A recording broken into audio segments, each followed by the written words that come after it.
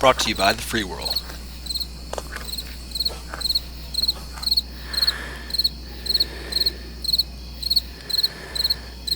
BeFree.Earth presents How to Prepare to Run a Marathon.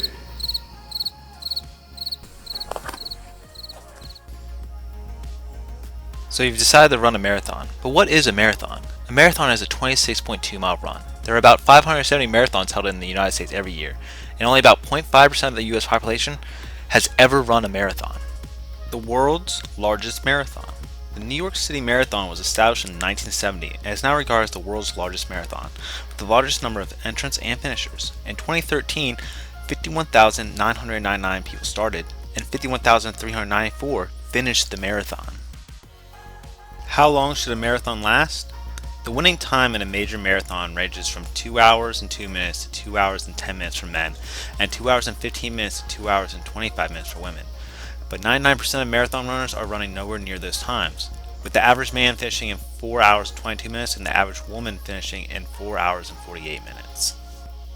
However, there are many walker-friendly marathons that last 8 hours or more, but you should still be well prepared for the marathon even if you plan to walk a majority of it, because 26.2 miles can still be strenuous for many just to walk.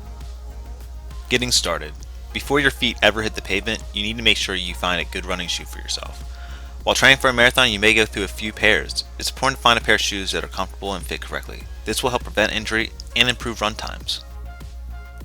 Always warm up and stretch before running. Warming up and stretching before running and having a proper cool down and stretch after running will prevent injury and speed recovery. Proper nutrition. When running and training for a marathon, you want to take particular care in the food that you eat. Making sure that you get a healthy amount of carbs, fats, and proteins to promote muscle recovery. Focus on eating unprocessed foods with plenty of nuts, fruits, veggies, slow-acting carbs, and lean meats.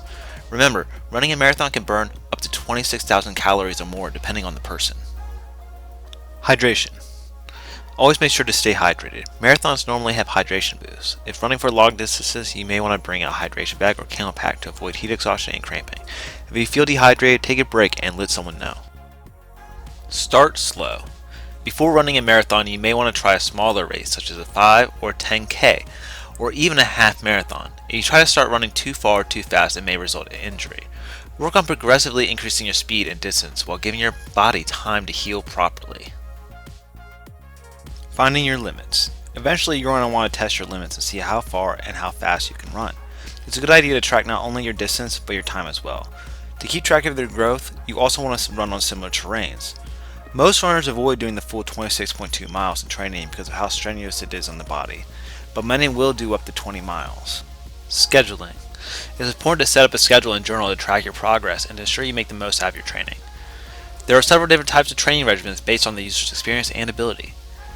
For most programs, you'll be looking at 4 or more days of training a week and at the minimum every other day for 3 to 5 months.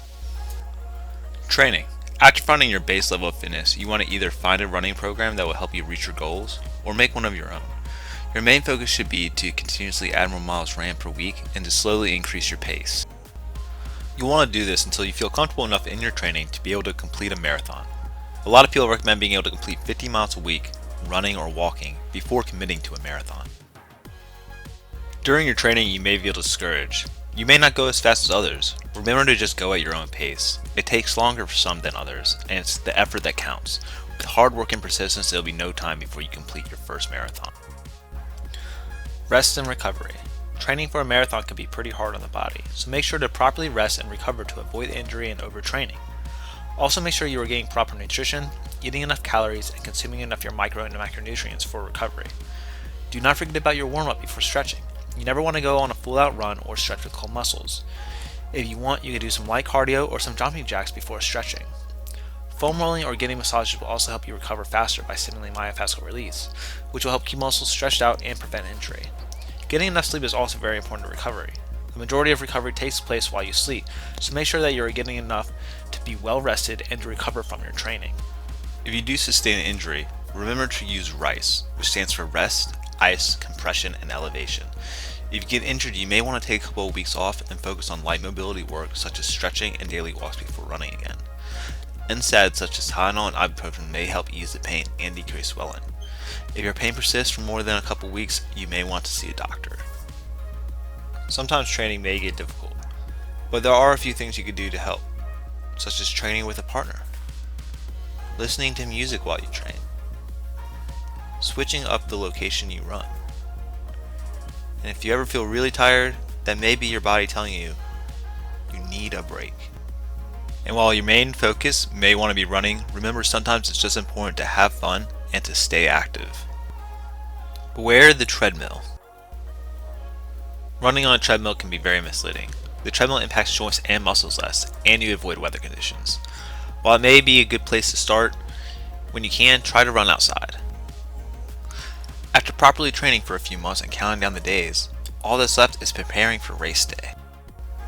The night before race day, make sure to eat a good healthy dinner that will help fuel you the next day. Many runners like to carbo load, often eating a lot of pasta and healthy carbs.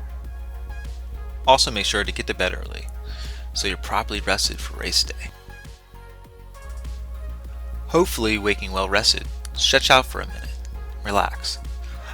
Mentally prepare yourself for the day. You are getting ready to run a marathon. Eat a light breakfast, enjoy the morning, maybe even have a cup of coffee. You don't want to feel tired or hungry during the race. But make sure you don't eat or drink anything that will make you feel sick, bloated, or will otherwise make you feel uncomfortable during the race. Also, before the marathon, you're going to want to use the restroom, so you hopefully don't have to go during the race. You're also going to want to wear comfortable, well-fitted clothing during the race. It's good to wear something you've worn for. This will help prevent chafing during the race. The same thing goes for shoes. You want to wear comfortable, well-fitted shoes. Avoid running in new shoes as they're more likely to cause blizzards. Also make sure to keep shoes tied to prevent injury. Before the race begins, make sure to do a light warm-up and stretch to get your muscles ready for the marathon. And remember, a lot of people often show up for marathons, so you may want to make sure you leave early to get good parking and get time to warm up. When the race starts, make sure you're in the right area. If you're running competitively, you want to be in the front. And the slower you run, the further in the back you want to be. This will save you a lot of stress during the race. Make sure to be courteous when passing people, and be courteous to those who pass you.